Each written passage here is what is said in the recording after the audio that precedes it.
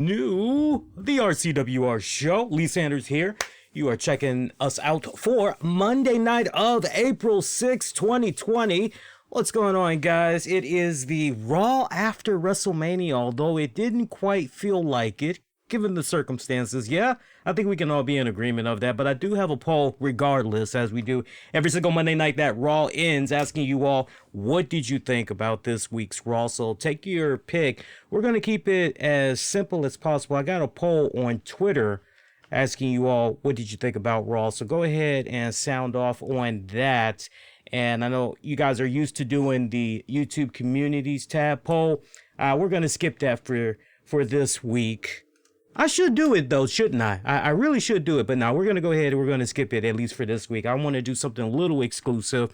And if you don't have Twitter, maybe that'll kind of entice you a little bit more to hop up on Twitter and everything, because I do love interacting with a good majority of you guys on Twitter and everything. But right now, looking at the polling results here, still pretty early, but we can usually get a good gauge on how everybody feels.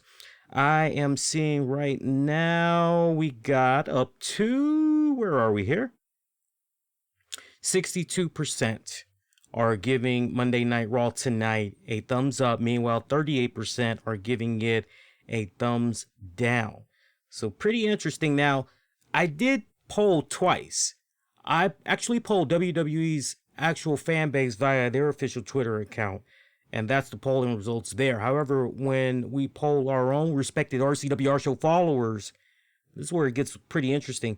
43% give tonight's Raw After Mania a thumbs up. Meanwhile, 57% are giving it a thumbs down. So, again, under the circumstances, it really did not feel like a Raw After Mania, but there was still a lot to look forward to with regards to this week. So let me do this before we continue on with the show, because I wanted to come on live, because we said we were going to be coming on after Raw.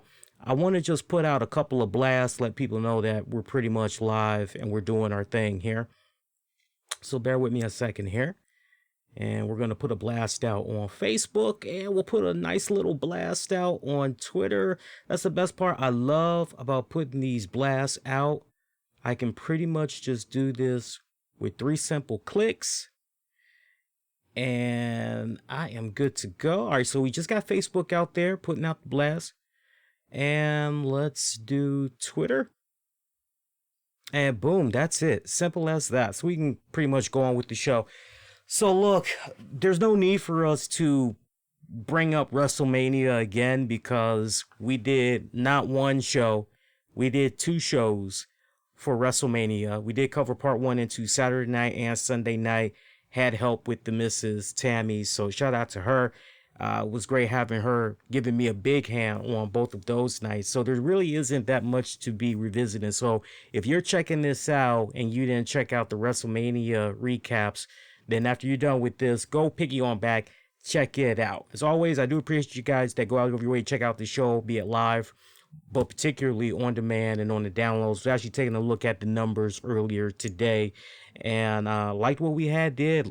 Honestly, these past 3 months have been relatively strong for the show on demand and on the download. So for those of you that's representing, I do appreciate that as always. But you know, my whole thing is for the month of April, for the duration that's going on with the whole state of emergency, and everybody's got to be in their homes by 8 o'clock at night and all that. Let's see if maybe we can try to get the live viewership up for those of you that check out the show live. Let's try to see if maybe we can do a little something with that, if possible. That's the one challenge I'd like to see happen in 2020 when it's all said and done. I'd like to see more people tune in live.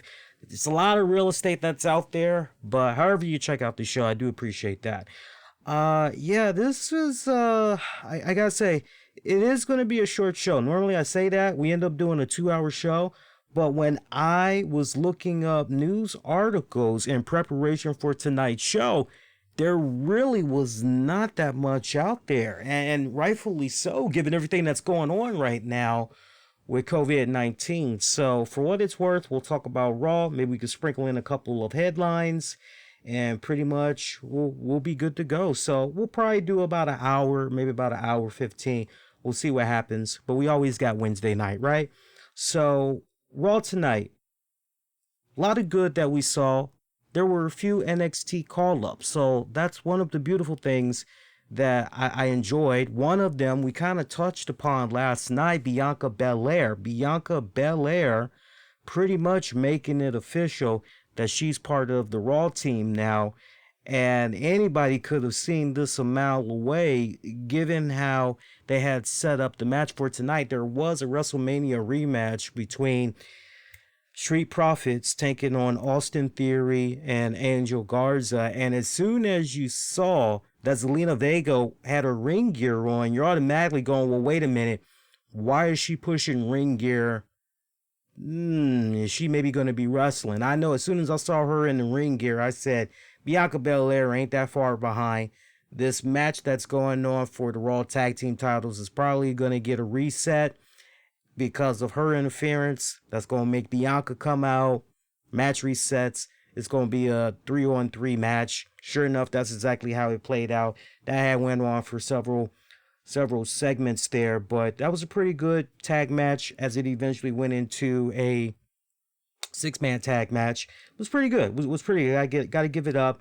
I love this combination now of Bianca Belair thrown into the mix of the Street Profits. I'm loving that. As I had said less than 24 hours ago, it adds a new layer. It adds a new element to the Street Profits that I honestly, I got no problem with, because for me, Street Profits were starting to become just a tiny bit, and I hate to use the word stale, but when I look back on the previous months, as far as their showmanship, the entertainment value that they were bringing, it was pretty high. It was really good, but they just kind of seemed as though they were flatlining just a tiny bit the past several weeks. So her being thrown into the mix has really, I think, helped them, giving them that nice, needed little bump a bit. Not to mention it balances things out with Angel Garza, Austin Theory, Zelina Vega, that whole combination there for the next little bit. Also, on Raw tonight, we're still talking NXT, folks. Also tonight, we saw Oney Larkin and Danny Burch. They actually made their Raw debuts as they were taking on the team of Cedric Alexander and Ricochet in some really good tag team action. Now, as some of you guys may know, Larkin and Burch, they're normally regulars on NXT. They were even involved in the Dusty Rhodes Tag Team Tournament, and we saw how far they, had tried to get in there and everything. And, they're a pretty good team that's, up and coming and everything. I got my eye on them. I also got my eye on the Grizzled Young Vets over there in NXT. So, but yeah, they've been regulars on NXT. They've been regulars on 205, doing their respective thing on those shows. They've challenged for the NXT championships. As a matter of fact, they had challenged for the NXT Tag Team Championships at previous NXT takeovers. So, but Alexander and Ricochet, they were victorious against Ricochet and Alexander. And I got to tell you, I'm really liking the combination of Ricochet and Cedric Alexander. I really do like it. Now, I will be the first to admit to you guys that with regards to Cedric Alexander, great God, that guy is phenomenal. And it's really sad that we've got some people that will jump on some of these wrestlers just because of the color of their skin and everything, and the fact that they're now in WWE. And it's really sad that we have some people that'll jump on the bandwagon, mainly for the whole race thing and everything, when there's us veteran fans. We're familiar with guys like Ricochet, Cedric Alexander. We're familiar with their work prior to them coming into the WWE and everything. So we know what these guys can do in the ring already. That's not the question. It's just when you now see that they're in the WWE universe, you expect bigger and the very best for them. And with Cedric Alexander, it's been, and we've heard him in interviews say that Paul Heyman is a big advocate for him, a big fan of his and everything, but it's been so many opportunities that Alexander has had, and it's been a bust. You look at Ricochet, and I hate to open up an old wound with regards to Ricochet. I've told you guys passionately that the only thing that is really holding Ricochet back right now is his inability to really cut good promos, to really be as charismatic. Those are the elements that he's missing. That's it. I mean, other than that, he's got a great look. What he does in the ring is phenomenal. Everything. But it seems that, and let's be for real, we got to keep it for real here. It seems that the only time he has gone over really with the fans wasn't because of his in-ring work in WWE, but it was because of a sex video of himself finger blasting. He was finger blasting himself. I mean, that's what really got him, and not over in the right way, mind you. I mean, let's be for real. So, for Ricochet, it's unfortunate what's been going on with him currently. And now you tell me, well, hey, how about a team of Cedric Alexander and Ricochet? I say to you, well, we do need more tag teams. We do need to expand the tag team division a bit. Yeah, sure. Why not? Let's go there. And they complemented each other very, very well from what I saw of them tonight, taking on Oney Lorcan and Danny Burch.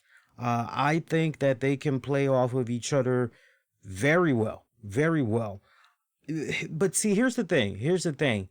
Will they be able to play off of each other in such a way where personalities will really start to blossom more out of it? Will they definitely connect a lot with the WWE fan base? And honestly, that's something that's what makes this very interesting as far as uncharted waters go right now, because we don't have the fans in attendance right now. And normally when you got the fans there in attendance, as you all know, the fans pretty much dictate what has a long shelf life, what has a short-term shelf life, and what's just not going to work, period. And so it's interesting that we've got this interesting alliance here between Ricochet and Alexander, but I'm pretty hopeful. I like what I saw tonight.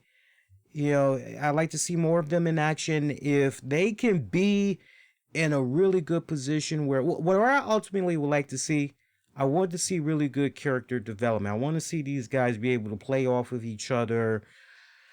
And I definitely want to see some type of a catchphrase. Like if a catchphrase somehow gets generated with these guys, that would really help out. And what they're lacking in from the WWE fan base in attendance, they can easily, all the superstars as well, they can easily make up for it on social media, get people talking and everything, because these days you need something like that. You need the engagements, you need the impressions and all that from social media. But I definitely had liked what I saw of those guys. Also, we're talking about people returning and everything. We did see the return of Apollo Crews. Apollo Crews was in action against Aleister Black. Black picking up the W. Very competitive match, though. Do want to stress that it was a competitive match. I always get a smile when I see Apollo Crews, but at the same time, if I'm not mistaken, this is at least the third stint, possibly fourth, but I'll just lean more towards third stint, that Apollo Crews has been back on Monday Night Raw. They basically, the way they told the story tonight, they being Tom Phillips, Byron Saxton, the way they told it was there were a few drafts that went down, and basically the contracts were getting ready to expire. So it was about that time for them to decide, okay, well, would they like to continue on with this brand, or are they interested in jumping ship? And Apollo Crews was interested in jumping ship, so he's now going to be part of Monday Night Raw. So, but you go back to the past and you say, well, not for nothing, but this isn't Apollo Crews' first rodeo on Monday Night Raw, and every single time it's pretty much been a bust.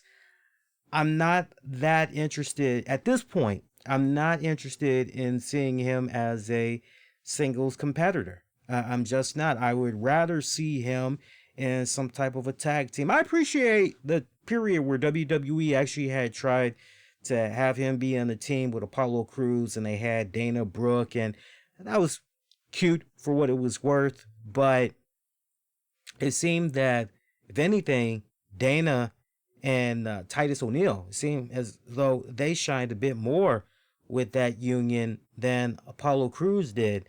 So, for me, this go round, and that's what I mean when I said what I said earlier about I'm not really sure if, as far as Ricochet and Cedric Alexander being a tag team, if they really are going to be able to bounce off of each other as far as the charisma and all that goes.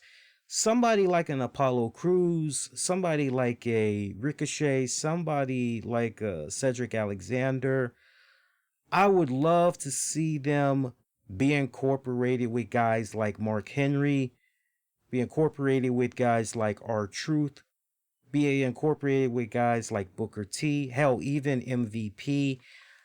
I think when you have these type of charismatic personalities, that will shake off on these other guys that I'm talking about, and they can help take their game to the next level. So I hope that in the coming weeks we can see those latter guys I mentioned, those WWE veterans, we can see them somehow be incorporated, all in the name of elevating those talents that many of you like and just helping them reach that next threshold in their careers. But only time is going to tell with regards to that. Also, we got the return of Nia Jax.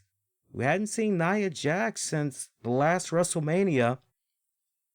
Went into that match, bless her heart and soul, went in there, knees totally fucked, had to get double knee surgery. Yeah, God, just insane. She came back tonight, had a pretty good, impressive outing against Deonna Purrazzo from NXT. But from time to time, these past couple of months, we've been seeing Deonna Purrazzo do double duty. And we've seen her do a few matches here and there on Raw, all in the name of putting somebody over. And then she goes and normally does her thing down in NXT. We saw her take on Nia Jax. Now, some of you guys that did not get a chance to check out Monday Night Raw, and maybe you're not really connected to social media like that, you're kind of wondering, Lee, how's Nia Jax doing this go round?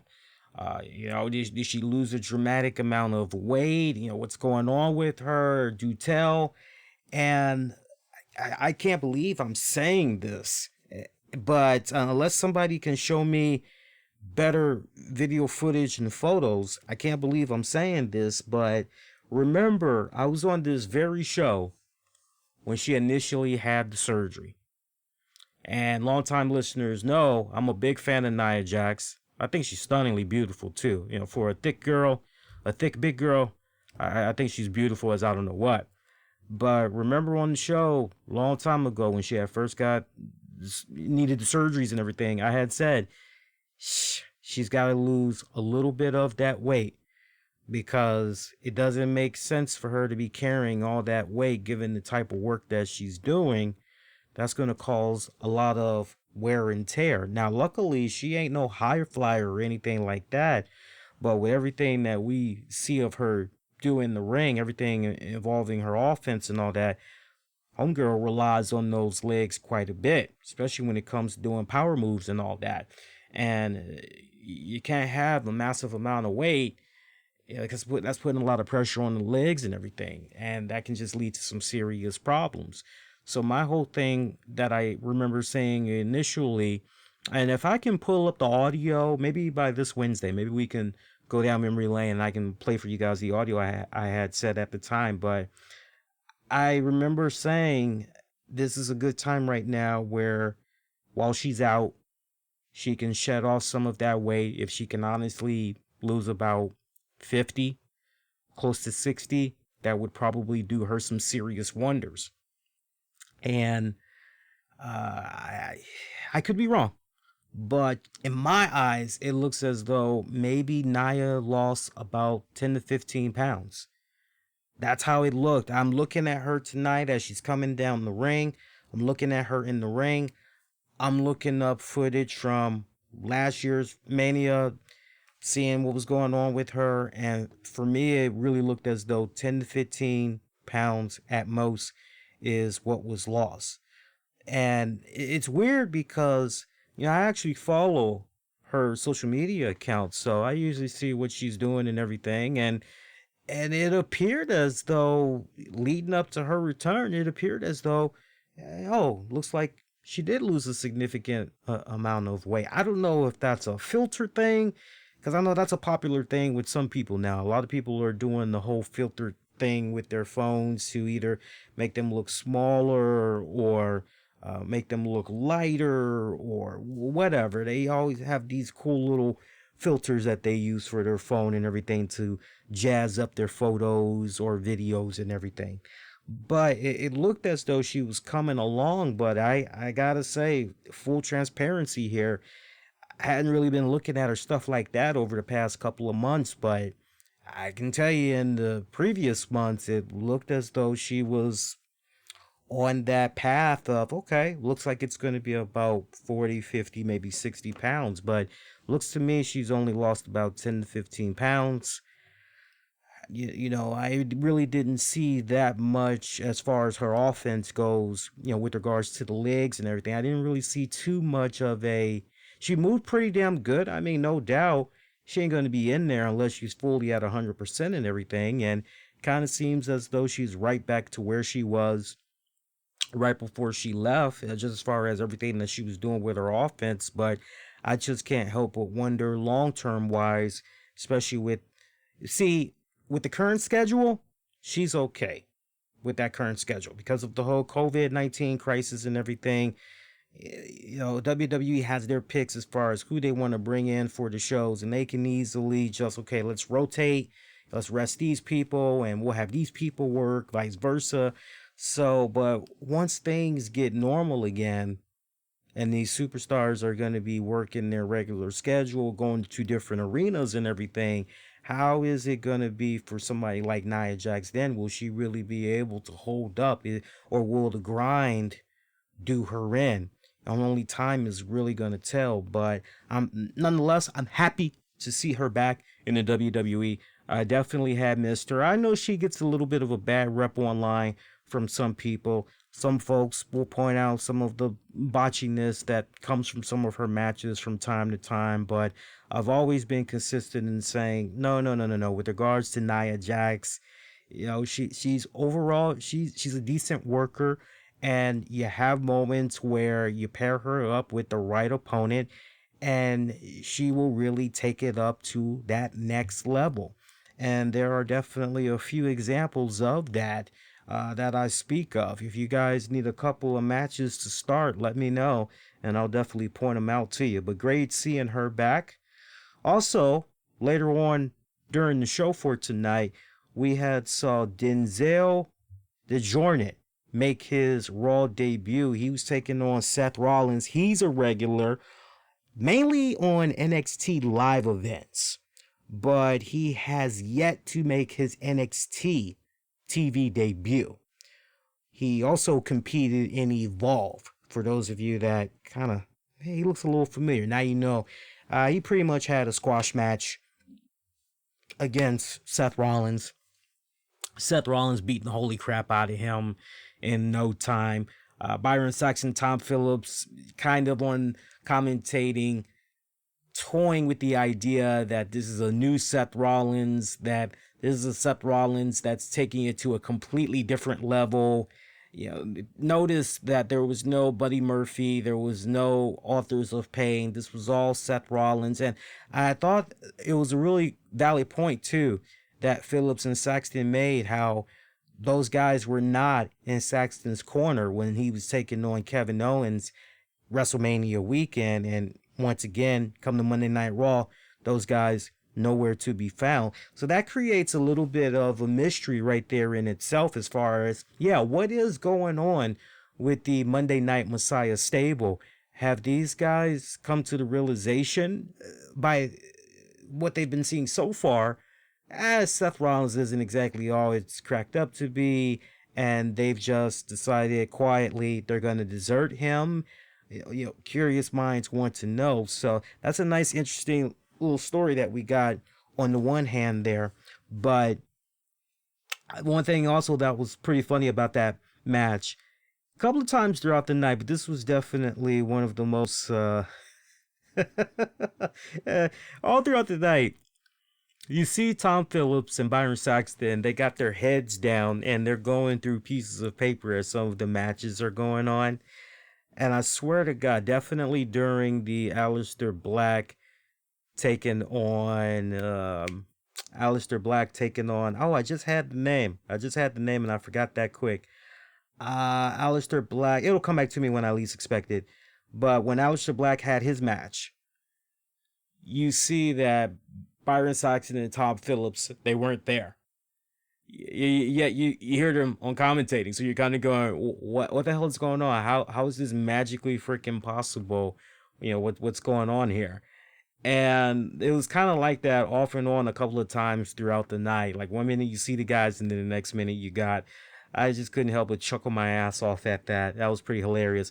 Hey, once again, looking at the poll and results that we got so far, asking you guys, what did you think about tonight's Monday Night Raw? Right now, we got about 43% of you that are giving it a thumbs down. 57% of you are giving it a thumbs up.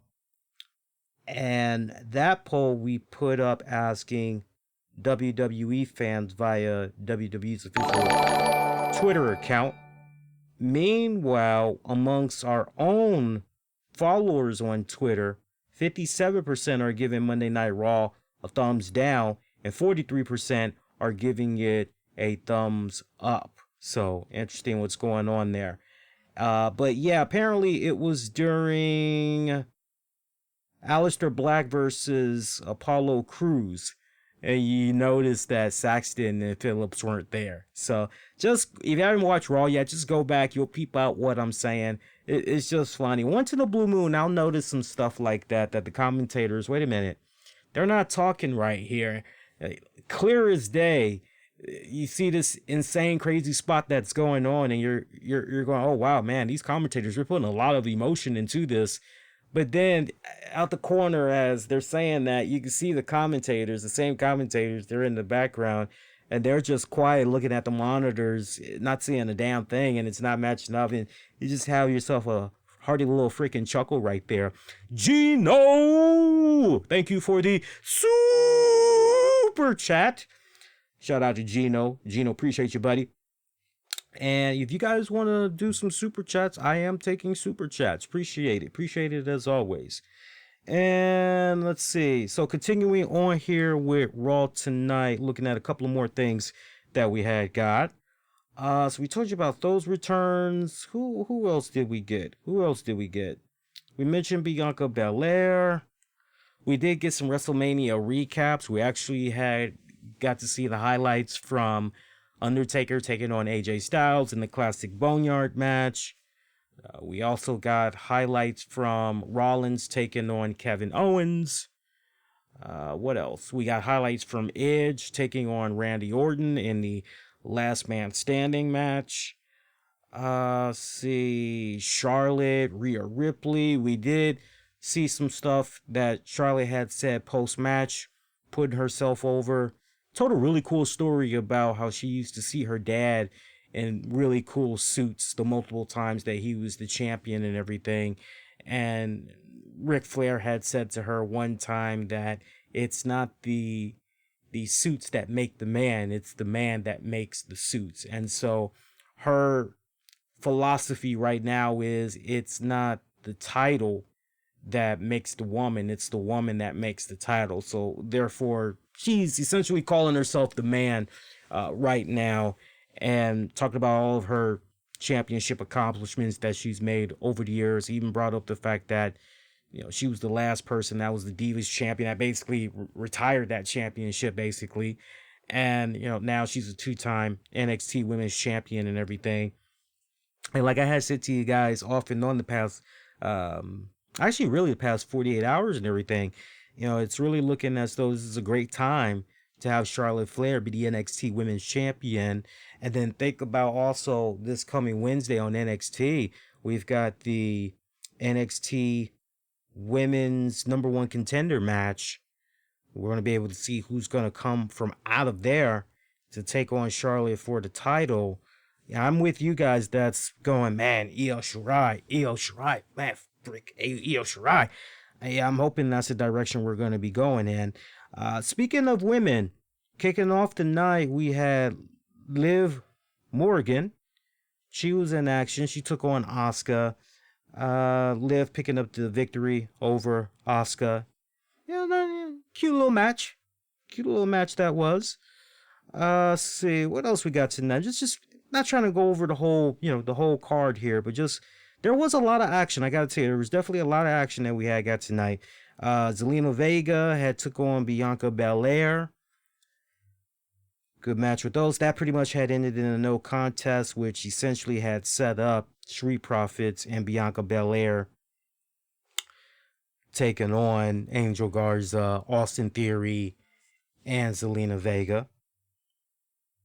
We already told you guys about Apollo Crews taking on Aleister Black. Told you about that match. Cedric Alexander and Ricochet, Danny Burch, Oney Larkin. I mean, we blazed through this pretty damn good, and we're like only 30 minutes into the show right now. So, I mean, we're just really blazing through this. Humberto Carrillo, he was in action. He defeated Brendan Fink. Again, Brendan Fink. I know a lot of you guys are probably looking at some of these guys and you're wondering, what the hell, who are these guys? Brendan Fink was another guy that we've seen off and on in NXT the past couple of weeks.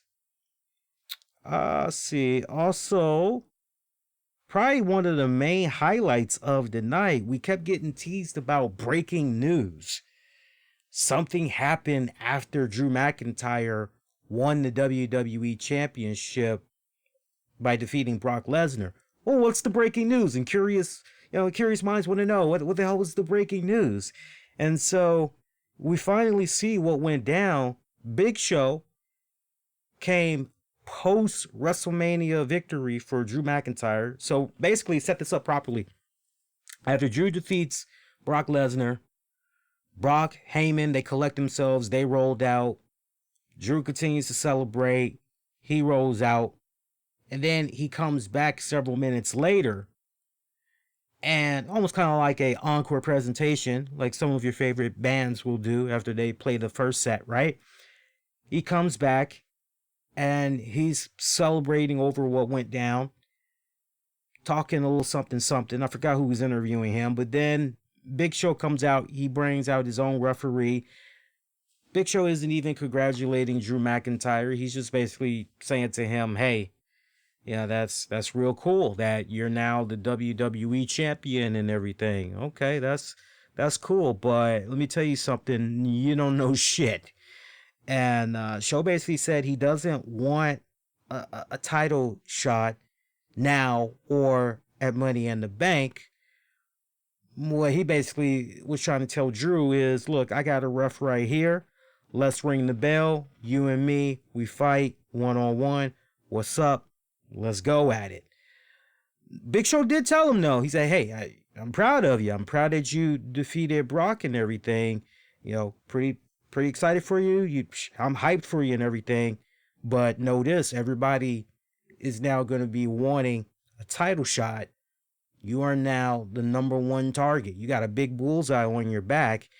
And hey, since this is a big man's world, and I'm a big man, you a big man, let's fight. So basically, this was Big Show trying to toughen up Drew McIntyre, trying to show him a little bit of tough love or whatever. So Drew wasn't taking the bait at first. Drew basically was telling him, hey man, I just fought Brock Lesnar. I know what you're trying to do.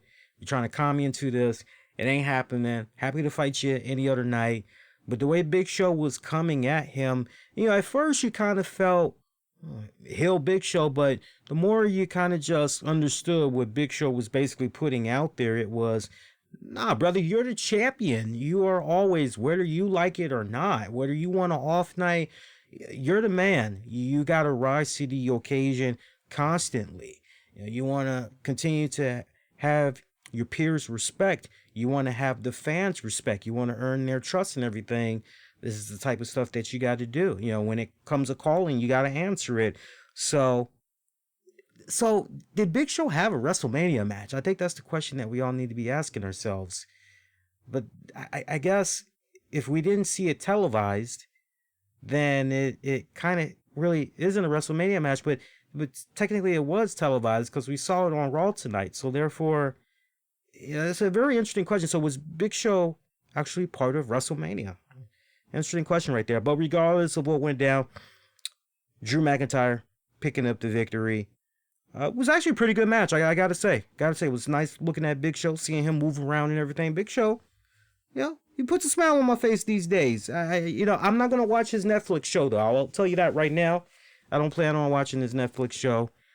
Wish him nothing but the best though. I liked him on Happy with Christopher Maloney, and I think we told you guys about Christopher Maloney last week. Apparently, him and Dick Wolf, they're gonna be teaming up once again. There is going to be a new Law and Order show starring Christopher Maloney, and basically he's in charge of a NYPD task force, and that's about all I know right now. But I'm pretty excited over the fact that he's going back to the Law and Order franchise.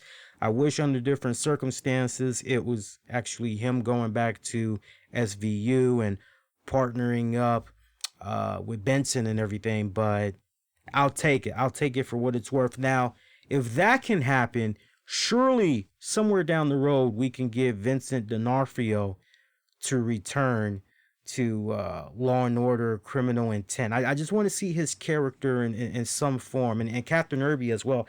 I want to see both of them reunite, and I just kind of felt like D'Onofrio's character on Criminal Intent never really got the proper send-off that he should have gotten. So, and maybe we might actually get pretty close to that, because I don't know if you guys were aware of this, but D'Onofrio actually is joining the cast of a true detective crime series. It's based on a true story. It's going to be for CBS All Access. So I believe it's supposed to be premiering maybe sometime early next year, but don't quote me on that. So that looks like it's going to be pretty good, just off what I'm hearing so far. But he's a talented actor, without a doubt. I'm trying to think as far as anything else with regards to Raw tonight. Really nothing else to really dive into. I mean, they really tried to go in heavy and give us a lot of in-ring action. They also relied on many highlights from what went down at Mania. Pretty well balanced out, but for you guys that were looking for a lot of meat and potatoes, a lot of sizzle, as you normally are accustomed to for a Raw after WrestleMania, we really did not have it on this episode, sadly. But the fact that we got a lot of new fresh faces that we get to check out on a weekly basis, I mean, take that for what it's worth, okay? So, in some interesting wrestling news little tidbits here, I don't know if you guys had heard about this, but Hulk Hogan, he's making headlines in a pretty bad way. He's saying that the coronavirus is the act of God, and says maybe we don't need a vaccine. Yeah. So, this is what he, Lord have mercy, I can't believe Hulk Hogan has said this, but I'm going to read it in its entirety. He posted this on Instagram. He said, "Word up. Can you handle the truth, my brother? Only love. In 3 short months, just like he did with the plagues of Egypt, God has taken away everything we worship. God said, you want to worship athletes? I will shut down the stadiums. You want to worship musicians? I will shut down civic centers. You want to worship actors? I will shut down theaters. You want to worship money? I will shut down the economy and collapse the stock market. You don't want to go to church and worship me? I will make it where you can't go to church. If my people who are called by my name will humble themselves and pray and seek my face and turn from their wicked ways, then I will hear from heaven and will forgive their sin and will heal their land. Maybe we don't need a vaccine. Maybe we need to take this time of isolation from the distractions of the world and have a personal revival where we focus on the only thing in the world that really matters, Jesus. Now, I know many people are probably going to want to take a massive shit on what the Hawkster had said there. The one thing that we need to understand with regards to the Hawkster, all the craziness that went down with him in the previous years, and he was in a really, really dark and ugly place, contemplating suicide and everything, yet somehow he was able to get out of that deep, deep dark hole. And the girl that he's been with for these past several years, she's really brought out the best in him. And he's gone the spiritual tip. He's gone that spiritual level. And he really does try to practice what he preaches these days.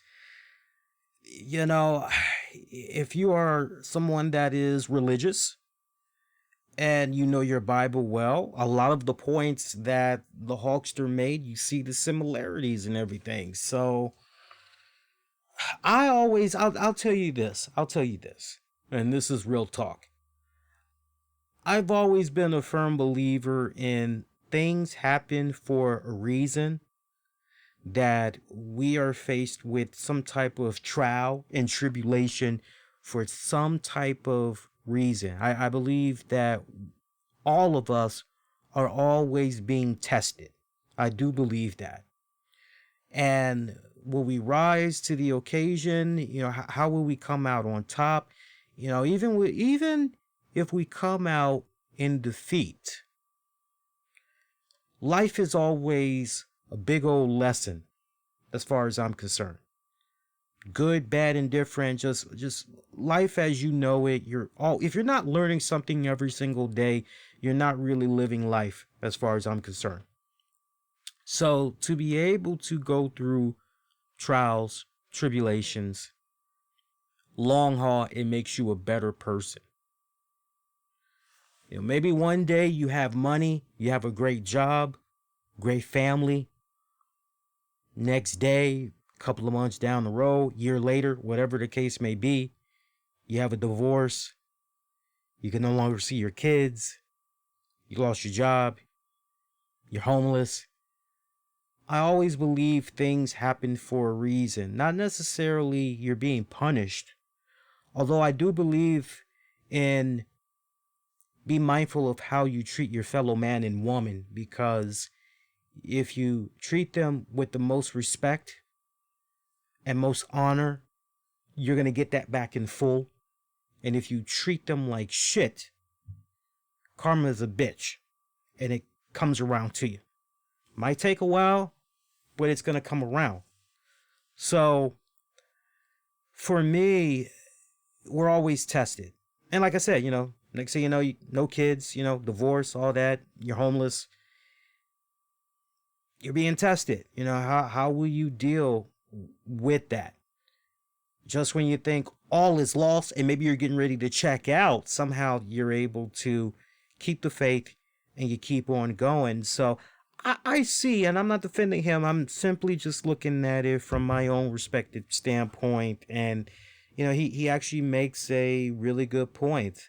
Now, maybe you all out there might not be as religious as the Hawkster, but surely on the type of level that I just broke it down, I'm sure many of you would definitely agree. Yeah, in some shape or form, we all are tested. I honestly believe that with everything that's going on right now with this whole coronavirus, I believe that we all are being tested.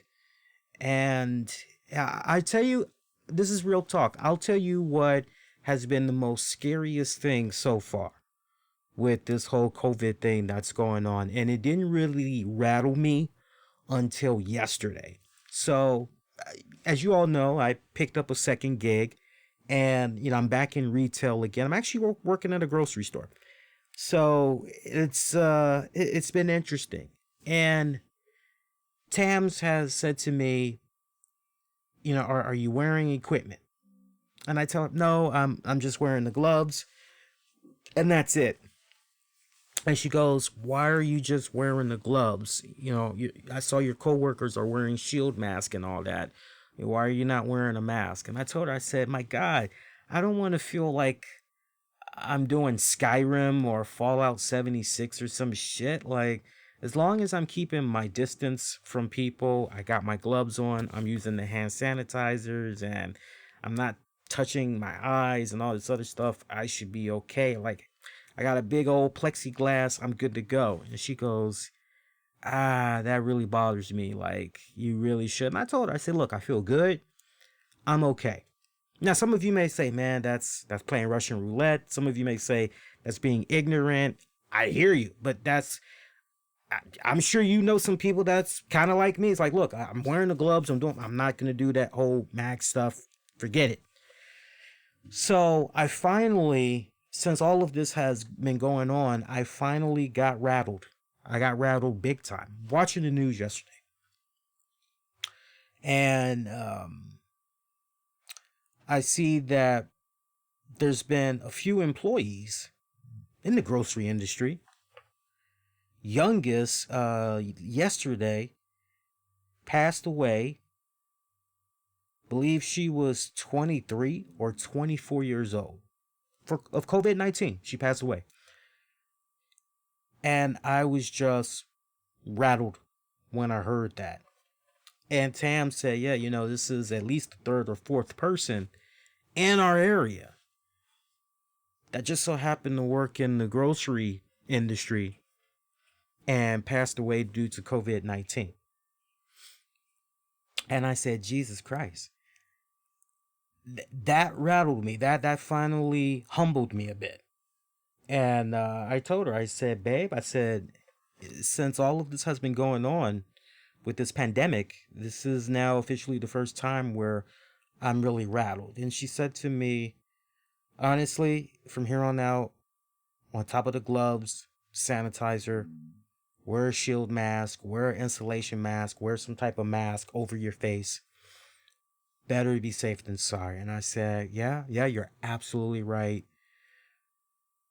And it's been weird seeing how the number of people in the DC metropolitan area, how they've been passing. And then when you look at what's going on globally, and then you hear that the worst is yet to come. We haven't quite reached the peak of how many people are going to be passing from this just yet. It feels like a big old test that we all are going through right now. It is really shaken the very foundation of what our society is about, because the one thing that we are all about as a society, we are all about interacting with each other, see each other walking down the street. Hey man, how you doing? We're not even shaking hands with each other, high-fiving each other right now. It's crazy what's going on. But I truly believe that we're being tested. And when it's all said and done, this is just going to make us even more stronger than ever. And we're going to overcome this as well. So to follow up on what I was saying earlier about trials, tribulations, as I've said since pretty much this has begun, this too shall definitely pass. I know he's been getting ripped online and everything, but he makes very valid points in what he's talking about. And if you're a religious person, you see exactly what he's talking about. If you're not a religious person, you can still just, if you're really open-minded like that, you can definitely take a step back and, you know what? Look, I'll leave it on this tip, and we'll go on to something else. I think it was Lufisto, Love Lufisto. She shared an image of Pac-Man that had me laughing my ass off when I had saw it. And I'm actually looking at the image right now. And basically, she shows the image of the very first Pac-Man game. And the caption reads, live version of Pac-Man. Avoid everyone, get the fruit, and take any route to avoid contact. I mean, that's literally what's going on with us right now when you really stop and you think about it.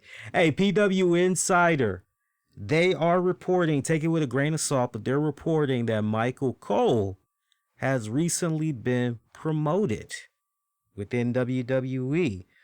He is now the vice president of announcing for WWE. Apparently, this went down a couple of weeks ago. As you all know, he's been with the company since, my God, I think 96 or 97 is when he signed up with the company and everything. But basically, this larger role, it really ties into stuff that he's doing behind the scenes. He has a hand in people that's being hired, mentoring, producing other announcers in the company and everything. So, if that's actually true, kudos to him. Couldn't happen to a guy that's been as dedicated to the promotion as he's been for all of these years. So, I'll take that for what it's worth.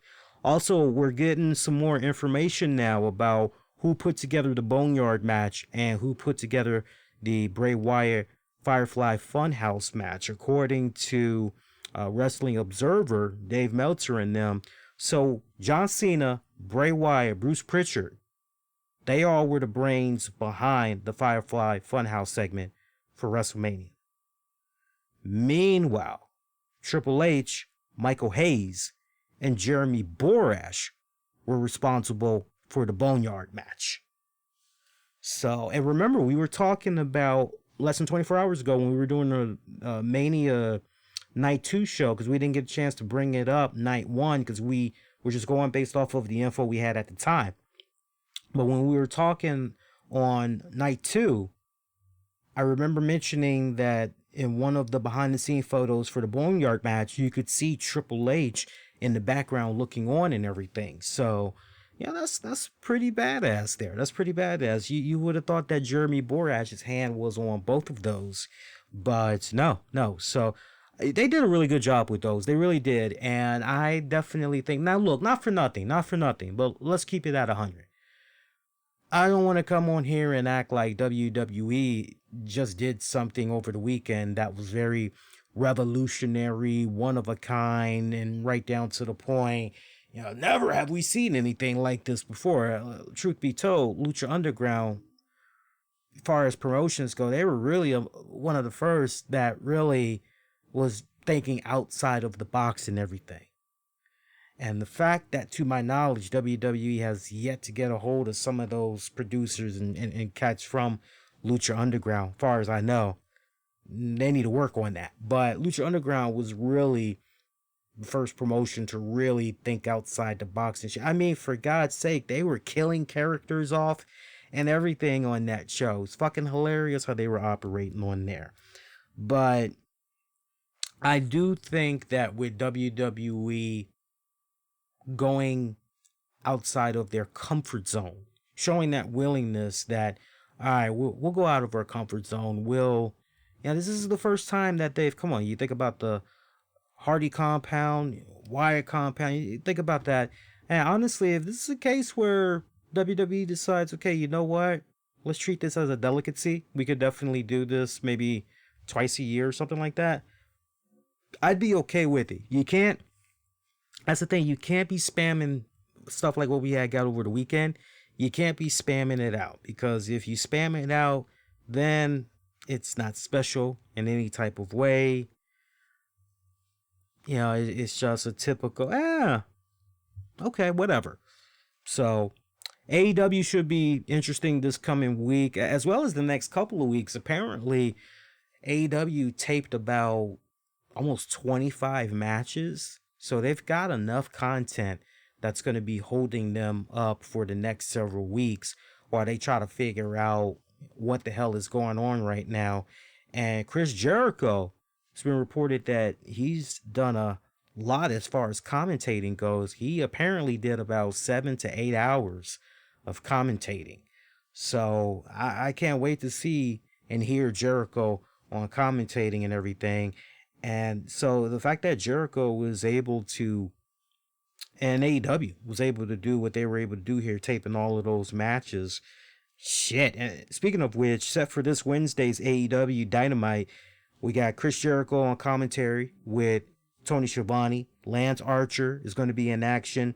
Britt Baker will be taking on Sheeta. Shawn Spears will be taking on Cody in an AEW TNT title tournament match. So I'm actually looking forward to that. That should be pretty good. Meanwhile, WWE, it's being reported that they are trying to film SmackDown and future WWE events from a secret location. I'm not really sure how many of you guys had heard about that, but basically, with the governor out there in Florida, really tightening things up on not just, how many feet can you, be apart from, other people, but businesses closing and, hey, you can only have about 10 people working here, blah this, blah that.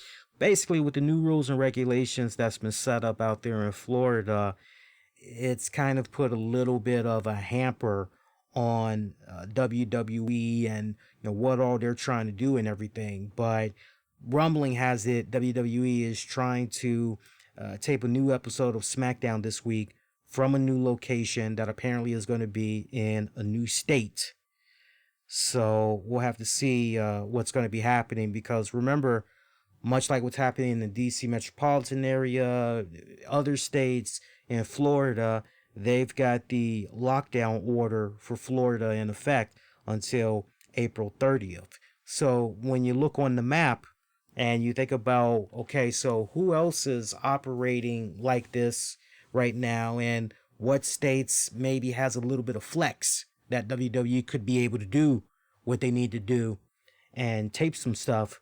North Dakota, South Dakota, Nebraska, and Arkansas are the only states in the country that have not issued some type of a statewide shutdown. Some of you guys that's hearing that, you may be saying, what the flying fuck? I agree with you guys 100%. You guys been enjoying the show so far? If you have been, please, especially those of you that's checking out the webcast version of the show, make sure you hit the thumbs up, like, share, all that good stuff. Really helps out. Really helps out. And also, get into a couple of more little tidbits here before we get ready to wrap it up here. Tampa Bay, for those of you that may be a little bit curious, Tampa Bay, and this should be a no-brainer too. I know a lot of us were looking forward to WrestleMania being in Tampa Bay this year. Some of my podcasting buddies were supposed to be actually in Tampa this year and everything, and it sucks that it didn't happen. But look, I think it's a no-brainer that as far as Tampa, WWE, it's gonna happen. It's gonna happen. I think that definitely within the next, I'll jump out there on a limb. I think within the next 4 years or less, once all this craziness has died down, WWE will be in Tampa, Florida. They're going to pick up right where they left off and everything. They have to. They have to. WWE, they don't just owe it to the WWE fans. They definitely owe it to the people, the government and all that. They owe it to the people there in Tampa, Florida. So it's definitely going to happen. But I'm going to jump out there and I'm going to say, give it about 4 years and it'll definitely happen. Also, there is a law firm that had announced a upcoming deadline for a class action lawsuit against the WWE.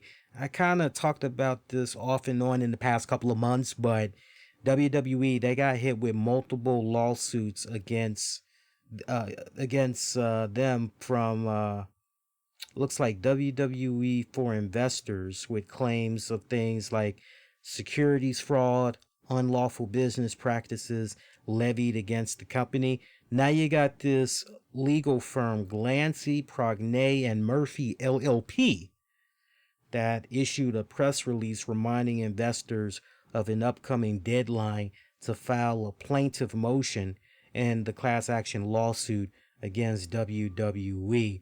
And basically the press release, I actually see a part of it right here. If you suffered a loss on your WWE investments or would like to inquire about potentially pursuing claims to recover your loss under the federal securities. You can submit your contact information, blah, blah, blah. April 25th, 2019, WWE reported that for the first quarter 2019, revenue declined year over year, notably in live events and consumer product segments, though the company attributed the decline to the absence of certain superstars. Several analysts connected the results to difficulties securing a media rights deal for the Middle East and North Africa MENA region with the King of Saudi Arabia. On this news, the company's share price fell $13.12 per share, or over 13%, to close at $85.38 per share on April 25th, 2019, thereby injuring investors.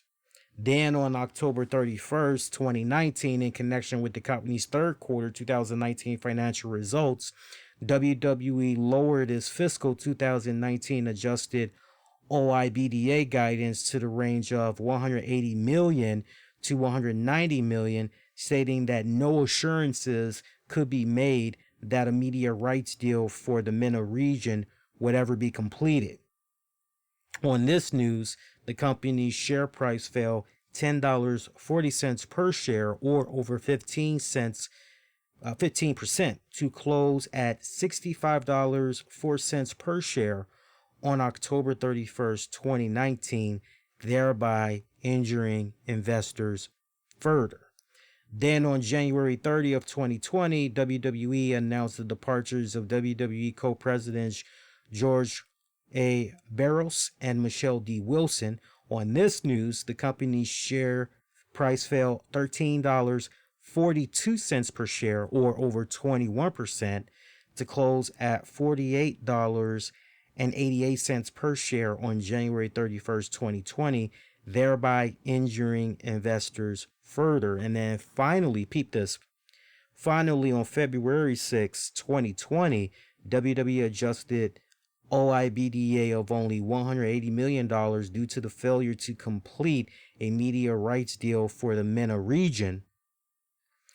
On this news, the company's share price fell $4.50 per share, or over 9%, to close at $44.50 per share on February 6, 2020, thereby injuring investors further.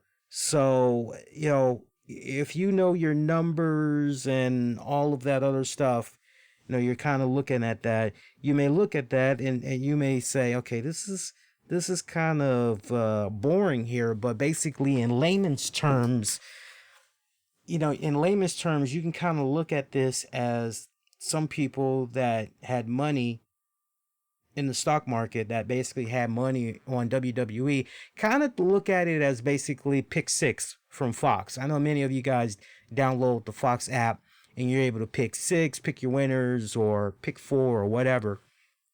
And basically, if you come the closest, okay, you win the kitty or whatever. And basically, when you sum all of this up, it's basically people that lost money from betting on the stock, and they came out hurting because they were going based off the information that WWE was giving them, and they thought that, okay, all right, so this is good. And they lost a significant amount of money, and so basically they're trying to get that money back by suing the WWE. And that's really, when you break it down in layman's terms, WWE has some really damn good ass lawyers, and I can tell you this, no shit, it's going to be tough. You think you're going to be able to get a little something out of the WWE, good luck with that, because, they got a really good law team, and, rare occasions does WWE lose. So I'll definitely be continuing to pay very close attention to that. I'll pay rather than play. I wish I could play a little something with the WWE stock right now. Maybe one of these days I will, but I'll definitely be paying attention to that, and I will definitely, as more information comes about, I'll share more with you all for sure. Also, want to give a rest in peace. I'm not sure how many of you guys were big fans of the movie Jaws, but an actor had passed away. Actress Lee Farrow, who was Mrs. Kenter, that slapped Chief Brody. She passed away at the age of 91. And unfortunately, I wish I could be on here tonight on this show and tell you guys she passed away as a result of, old age, fell asleep peacefully in her sleep and everything.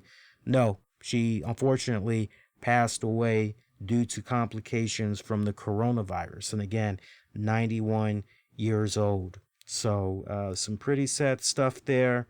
I tell you, this coronavirus, it don't discriminate. It knows no boundaries. Doesn't matter how old you are. Doesn't matter how young you are. Good, strong, healthy immune system. It sucks. It sucks. But 91, we know that, for older people, for senior citizens, it's definitely more, I don't want to use the word potent, but you understand what I'm trying to say. So, that's unfortunate, but rest in peace to her. And other than that, let me get into some shout outs here as we get ready to wrap it up. I want to give a shout out to some of our Patreon members. Remember, patreon.com/RCWR Show. $5 a month. You can check out bonus audio, video content you won't be able to find anywhere else. I'm actually going to be sitting down this week. I got to record 2 new episodes of 30 with Lee because we got to do some Better Call Saul recaps. And we also got some bonus RCWR Show episodes we're going to be doing as well. Shout out to Sean Kenter. Shout out to Justin Rustock. Shout out to John Krauser. Shout out to Michael Wolf. Shout out to John Davis. Also a shout out to my man Tony Bing Gaming. One of the very latest in all things Marvel Strike Force, Marvel Super War, Marvel Ultimate Alliance. Check him out. He's got a great Patreon paywall, and he's got a great YouTube channel as well. Tips, tricks, news, walkthroughs, reviews. Check him out. Love me some Tony Bing Gaming. And to our folks that decided that last month was going to be the final month that they were going to be a Patreon member, nothing but tremendous love, admiration, but most importantly, respect to you all. I know these are some trying times right now. Hey, you are more than welcome when things get straightened out. Hope you do come on back, once again, because it was great having you on board. And those that continue to be Patreon members and you're able to continue to, give or maybe even do super chats. Do appreciate that tremendously. Means a lot tremendously. And all right, so some programming notes here. Wednesday night, you guys get a new RCWR show.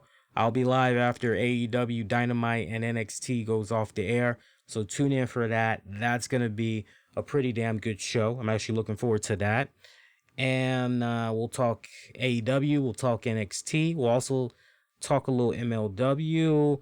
It's going to be a fun show. Just how we normally do it Monday nights. You've been checking out the Wednesday night shows. You know how we do it. So that should be a pretty fun show for you guys. So do peep that out. We'll come on at 10 p.m. Eastern live here on YouTube. And I think as far as, more shows or whatever, that's really it. Now that things are back to normal, Mania's in the books. Honestly, the one thing I wish that we could have got that really would have made it feel truly like WrestleMania, I really wish we could have gotten some type of a Hall of Fame. That really would have been nice. I get it under the circumstance, but for me, and Tams will tell you this, every single year, of all the things I look forward to the most, the Hall of Fame weekend, that is one of my all-time favorites. Taking down my notes and talking about the highs and lows of the Hall of Fame speeches. But, I don't be looking for lows. I don't look to criticize anything about the Hall of Fame. It's just Hall of Fame for me is the one night out of the year where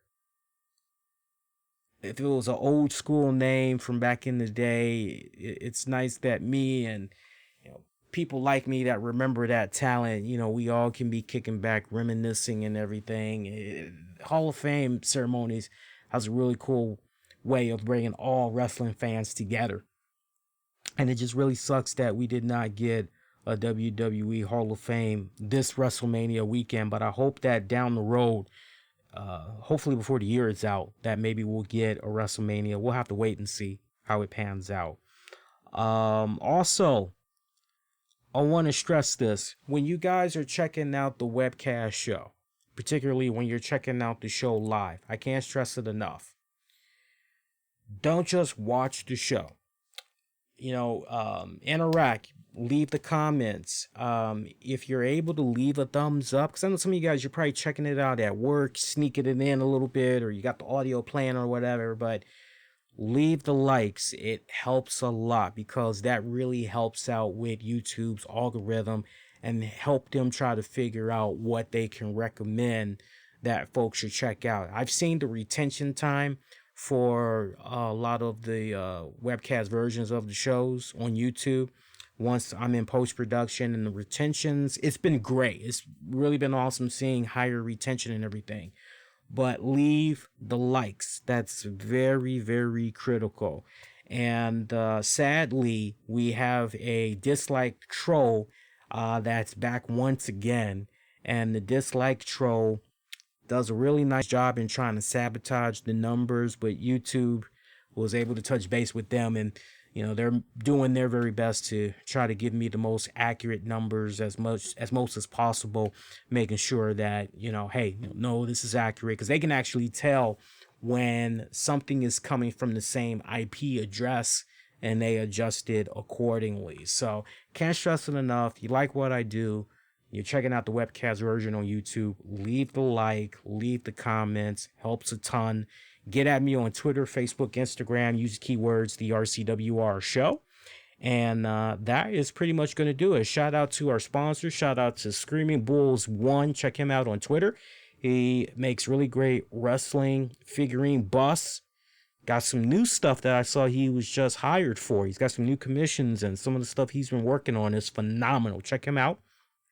Also, shout out to the good folks behind chairshottees.com. While you guys are probably big fans of Pro Wrestling Tees and a few other places, definitely show your support to chairshottees.com. That's an collaborative effort by Shahin from Nuclear Heat Graphics and Rob Feinstein of Aria Video. They have t-shirts available, officially licensed t-shirts from wrestling legends like Bruiser Brody, Terry Funk, Axe and Smash, Demolition, Road Warriors, all kinds of cool shit that's over there. So check them out, represent. And that's pretty much going to do it. For those of you checking out the show live, appreciate that. Those of you that's going to be checking it out on demand, appreciate the love and the support as always. If you're going to be waiting for the download version of this, at this point, what I will say is give me about 30 minutes. And I will have this ready to go for you guys. All right? Other than that, be safe. Be kind to one another. Please stay at home. You've been watching the news. I know right now they're saying don't even go out for groceries for the next 2 weeks because we're getting ready to hit that peak of this virus.